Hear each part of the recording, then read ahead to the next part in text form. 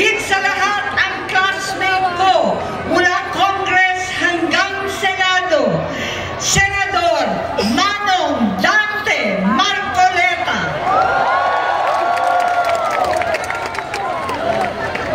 Napakahirap po ang pumunta, tumayo at magsalita sa inyong harapan. Pero noon pa man, alam kong walang madali kapag ikaw ay Marcos. Nanginginig ako at ang aking boses, hindi dahil ako'y natatakot sa inyo, kundi dahil nalulungkot po ako. Ipagpaumanhin ninyo kung sa gitna ng pagsasalita ko, ako'y hihinto, hihinga dahil sa bigat ng aking kalooban. Pero hindi yan ang dapat kong ihingi ng paumanhin.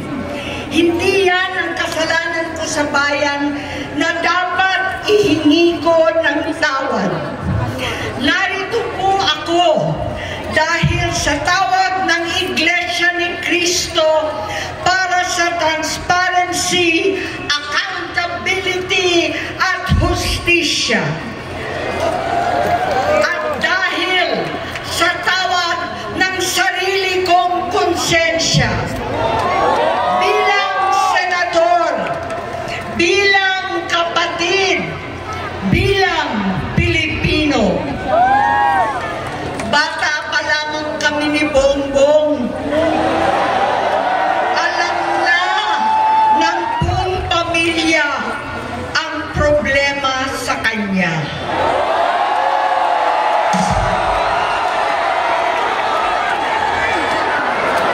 Sa totoo lang, mababasa naman ng lahat ang mga testimonya ng aking ama patungkol sa kanyang ugali at gawain. Noon, dahil may tatay pa kami, hindi ko pa siya responsibilidad. Noong tumatanda, ay mas naging nakakabahala. Batid ko na nagda-drug siya.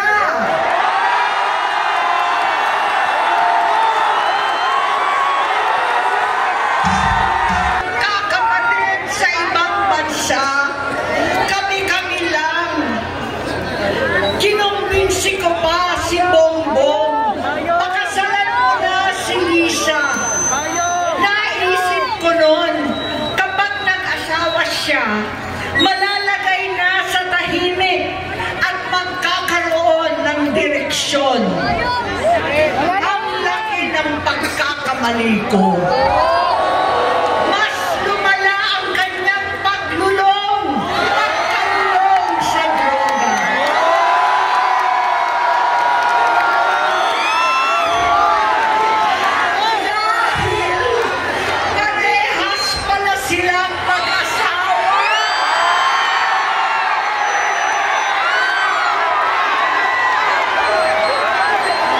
Naging gobernador siya ng Ilocos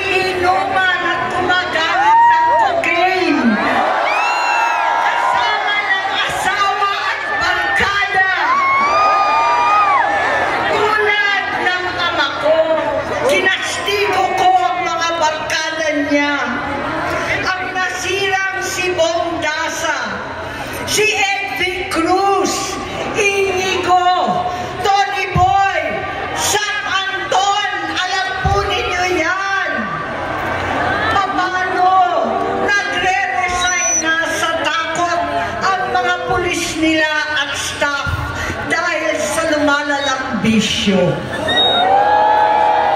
Inayos ko siya dahil gusto niyang ituwid ang buhay niya. Gusto niyang mag-vice-presidente. Hindi siya pinalad at lalong nagkaroon ng oras para sa bisyo. Simula doon, naging malabo sa amin ang lahat. Kaysa mag-away, bigla na lamang lumayo ang loob namin sa isa't isa. Noong 2016, kasabay ng kampanya ni dating Pangulong Duterte laban sa droga, sa listahan ng mga celebrities, mga artista, Maricel Soriano at iba pa. Masinsinan kong kinausap si Pangulong Rodi. Halos manikluhod ako. Sinabi kong ayon sa kapulisan, dapat unahin, usigin ang mga pusher at saka na lamang sagipin ang mga user.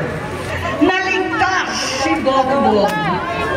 Labis ang takot ko at pag-aalala.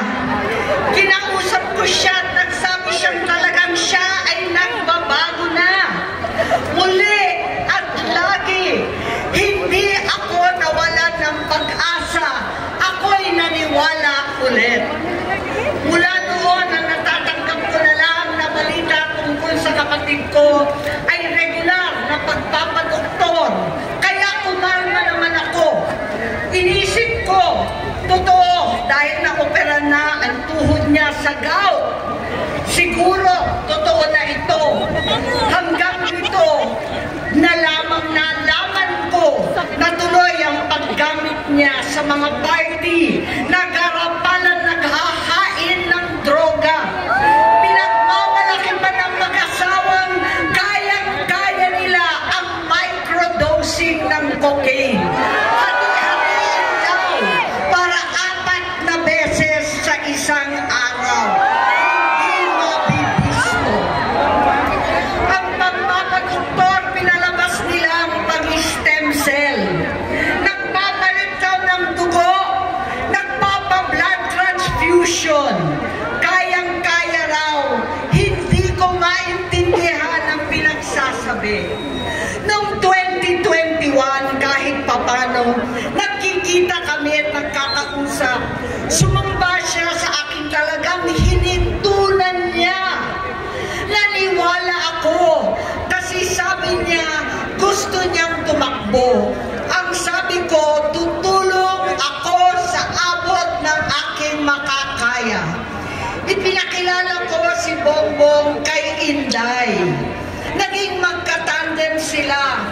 Pagkatapos noon ay biglang hindi na niya ako ulit kilala. Kahit si Inday, nagtataka, bigla ko na itsapwera. Kahit ganon, nangampanya pa ako para sa kanya, kahit si Inday na lang ang aking nakakausap. Hindi ko alam bakit ako nakaban sa headquarters nila sa Mandaluyong. Hindi ko alam bakit walang nagre-report sa akin tungkol sa kampanya.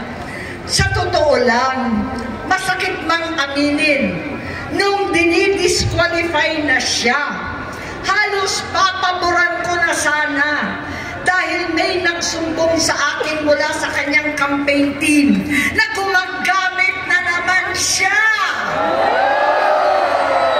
Nung sinabihan ko, siya at mga taong nasa paligid niya, nagkaisa silang tuluyan akong alisin sa kampanya na ako naman ang bumuo.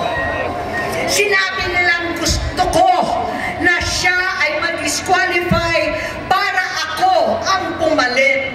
Hindi totoo yun. Iniisip ko ang kalagayan ng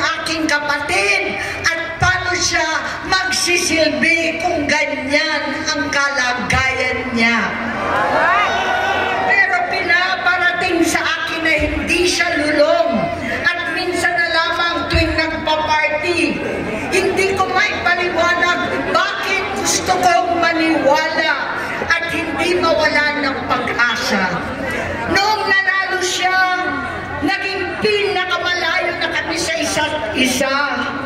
Maliban sa opisyal na takbuhan at kapag pumupunta yung nanay namin, hindi ako sumama sa loob ng 3 taon dyan sa Malacanang.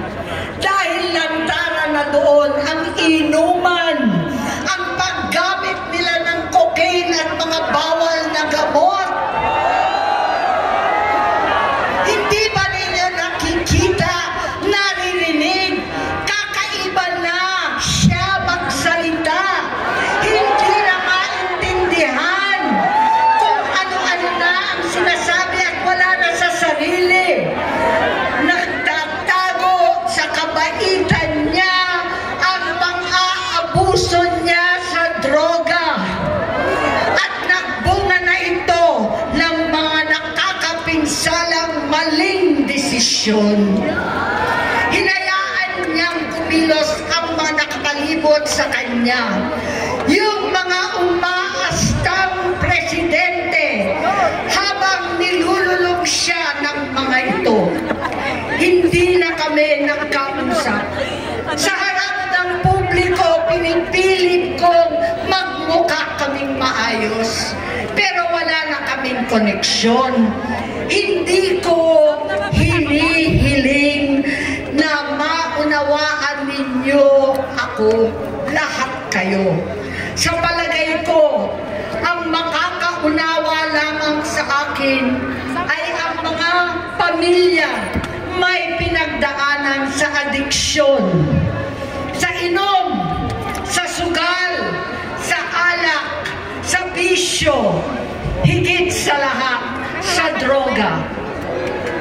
Pagka hindi ko siya nakakasama, buong aking loob na ipasok sa institusyon, ipagamot, iparihab ko na yan.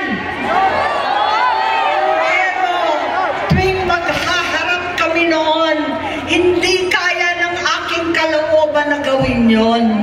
Tuwing magsasabi siya sa akin na magbabago na siya, hindi ko siya kayang tiisin. Hindi ko kayang ipagkait sa kanya pagkakataon at pagbabakasakali, umaasa ako at laging nananalangin na sana, oo nga, nagbago na siya. Hanggang dumating ang 2024 at 2025, yung bisyo niya na ang dahilan ng pagbahak ng korupsyon, kawalang direksyon, at maling-maling mga desisyon. Walang accountability, wala nang hustisya. Hindi na niya alam ang nangyayari. Hindi na pinapaalam sa kanya ang mga pangyayari. Sinamantala ng mga ito ang paggamit niya ng droga. Kinangkam na nila ang kaban ng bayan habang ang mga dating tumatawag sa amin ng magnanakaw ay nakakita na pagkakataon sirain ang lahat. Nagagamit na nila si Bongbong para sirain si Inday. Itinutulak pa nila si Bongbong at ang bayan sa bangin para umastang tagapagligtas. Mula sa pagtraidor at pagpapahamak kay VP Inday, sa confidential funds na kung tutuusin ng galing naman sa opisina ng Pangulo, hanggang sa pagpadukot sa dating Pangulong Duterte para itapo na lamang sa ibang bansa. Ang kabaitan ni Bongbong ay naging kalupitan. Garapalan ng pagtatakip sa kanya ng mga nasa Congress, sa Senado, mga miyembro ng kabinete. Kitang-kita na ng taong bayan, wala nang puwang ang kahihiyan. Para bang nauulit ang bangungot ng kasaysayang dinanas namin noon. 68 years old po ang tatay ko nung pinatalsik sa pwesto. 68 years old na rin si Bongbong ngayon. November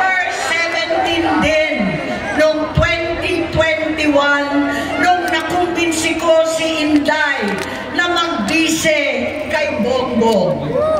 November 18 po, bukas, ang ikatlong araw natin.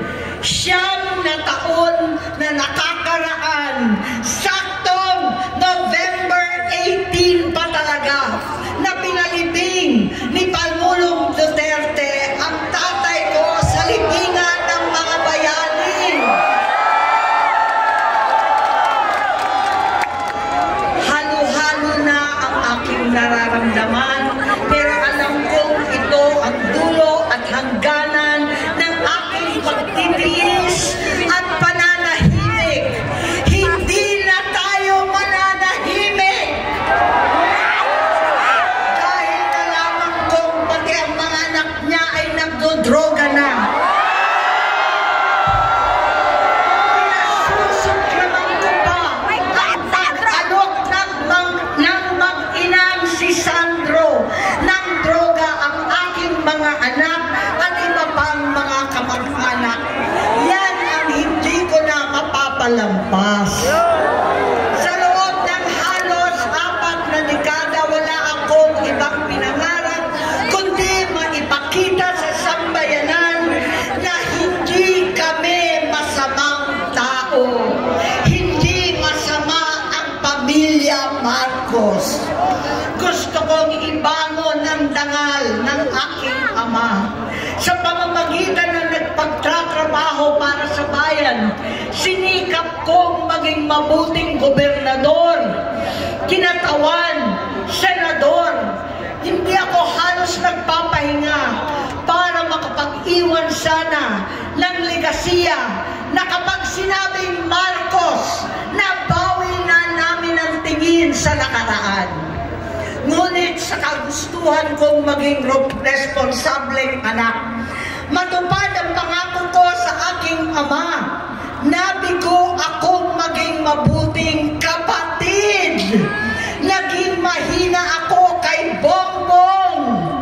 Sa kapulisan at sundalo, sa lahat ng mga leader at tagapagpatupad ng batas, siya ang Pangulo natin ngayon. Sinabi ko kung anong kalagayan niya ngayon. Tulungan niyo akong mapabuti ang kanyang kalagayan. Tulungan niyo akong matulungan siya. Hindi niya ako kalaban. Ang kalaban niya ay ang sarili niya. At natadamay ang bansa sa laban na yan. Bilang senador at lingkod bayan, batid ko ang mga problema at gaya ng bayan, alam ko rin ano ang solusyon. Sa pagkakawatak-watak, patuloy na pamumulitika, pagnanasa sa kapangyarihan ng mga talunan naman, kaguluhan sa Mindanao, alanganing gyera sa China at Estados Unidos, kawalang pananagutan sa flood control scam, karapalan, takipan, panggigipit sa hindi kaalyado, pagkakanulo sa kapwa Pilipino, pagdakip sa dating Pangulong matandad may sakit upang ihagis lamang sa bansang dayuhan, pagsadsad ng piso, paglaganap ng gutom, paghihingalo ng ekonomiya, at pagsasawalang bahala sa taong bayan.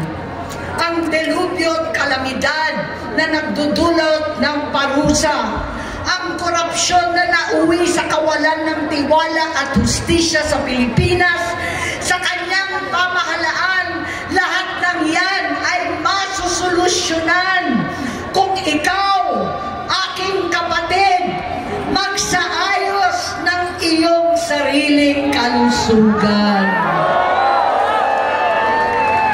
Kapag humupa ang ingay sa politika, kapag umuwi na kami sa aming pamilya, hindi bilang senador, kundi bilang ate, bilang si Manang Amy ni Bongit, kaya itong sasabihin sa harap ng taong bayan, sa harap ninyong lahat,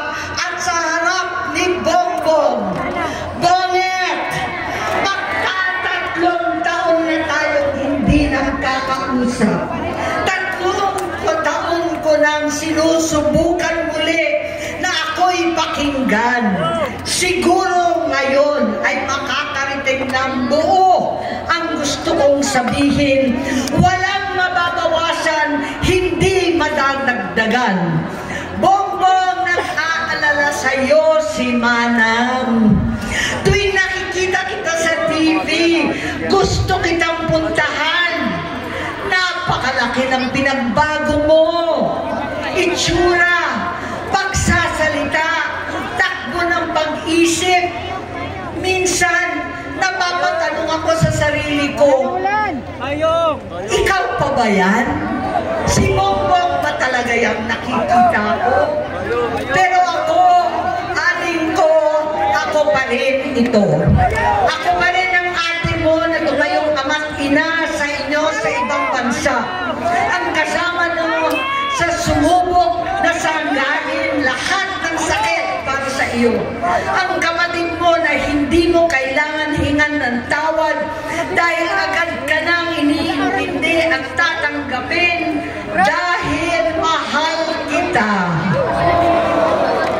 Nasa Bagong Tipan, kay Lucas, Kapitulo 17, versikulo 3 hanggang 4. Kung magkasala ang iyong kapatid, sawayin mo siya. At kung siya'y magsisi, patawarin mo siya.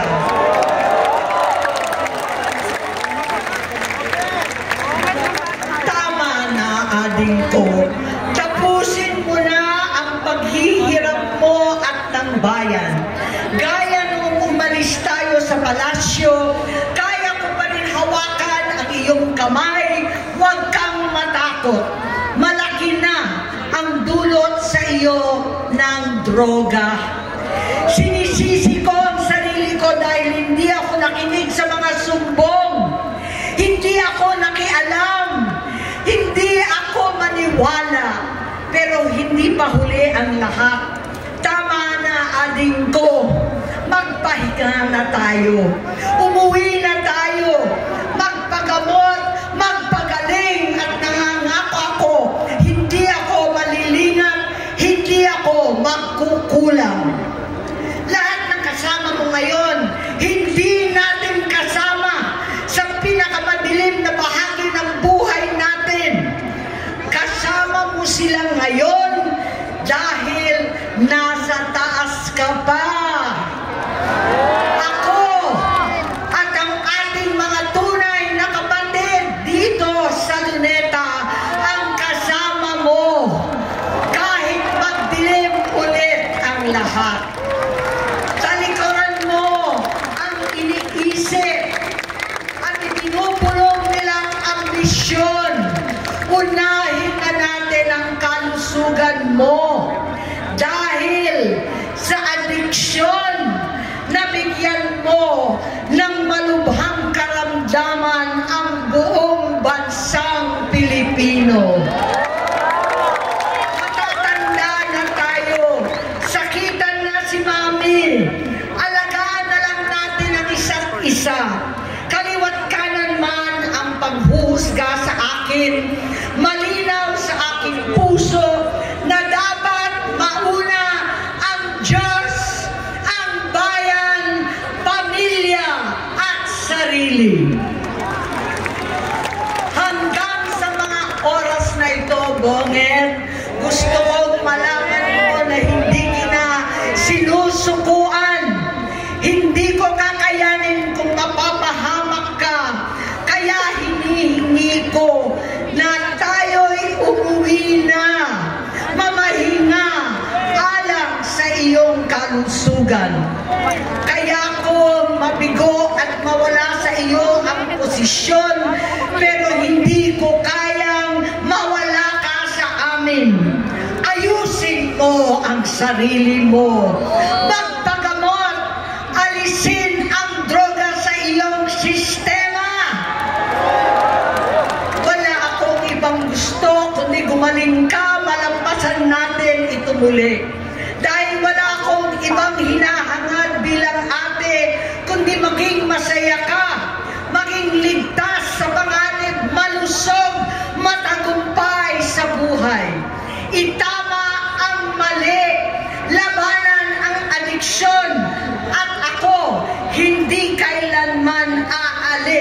iyong tabi.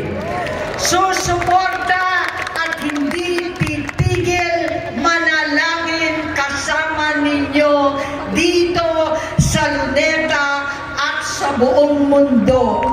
Dahil iyon naman ang tungkulin at ibig sabihin ng salitang kapatid, kapatid, mabuhay kayo magkakapatid.